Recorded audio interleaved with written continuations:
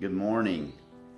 I have a weird little tick in my car. It has a phantom brake fluid leak. And about every 1,000 or 1,500 miles, the little brake light comes on and I have to pour brake fluid into the master cylinder to be able to have brakes. And brakes are pretty high priority for me.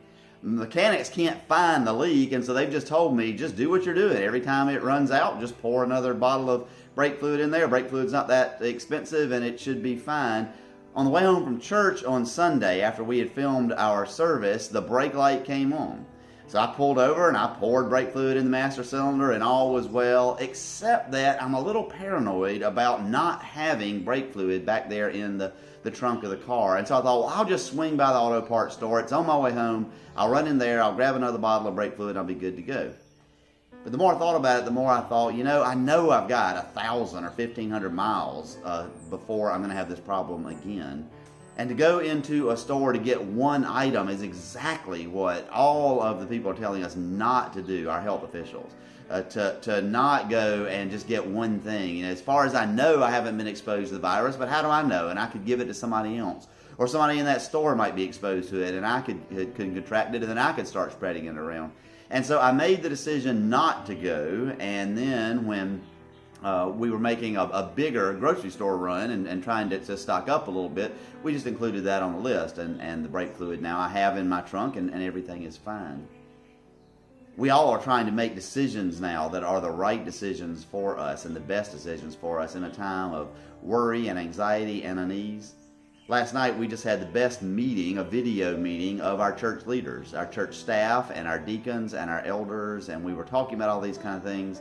And Jill Wynn, one of our deacons, just said the most amazing thing. She talked about how that this time has helped her in her prayer life some, and that she's just really learning how to accept the things she has to accept and yet to do the things she needs to do. And when she said that, I immediately thought of the Serenity prayer. You probably know it. God, grant me the serenity to accept the things I cannot change, the courage to change the things I can, and the wisdom to know the difference. What a powerful prayer for us right now. There's so many things that we cannot change that are going on, and our lives have been upended, and we can't help that, and we can't stop that right now. And yet there are things that we can do. Things that we can do to avoid spreading the virus, like not going into a store for just one item. But there are also things we can do to help with this situation. There have been all kinds of jokes about families who are stuck together and at each other's throats, but it's really become impressed upon me in talking with people the last few days that people who are single, who live alone, they are really suffering, many of them right now, because they're getting no human contact. And so one of the things you can do is not, of course, go to their house, but you can pick up the phone and give them a call or send them a text or even drop a note in the mail and give them a tangible reminder that you love them and that you care about them. There are other ways that we can volunteer, and if you are not a part of the daily contact that we're sending out, whether you're a part of our church or not, I invite you to go to firstcumberland.com and scroll down to the bottom and click on the link that says receive our weekly email news, and you actually will receive an email every single day. And one of the things we're trying to include in there is something that perhaps you can do that day.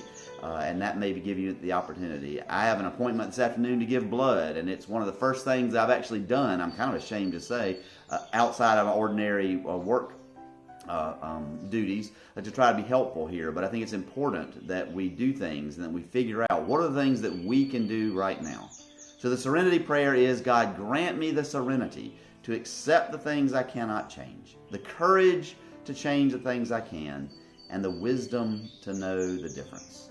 The way that Jesus said that, at least in part, I think, is when he said, so don't worry about tomorrow, for tomorrow has enough worries of its own. Let today's own trouble be enough for itself.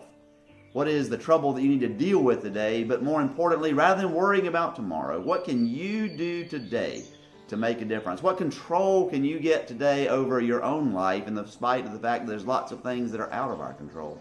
And if you practice those things, I think you will be psychologically healthy, you'll be spiritually healthy, and you will be helping our country and our world.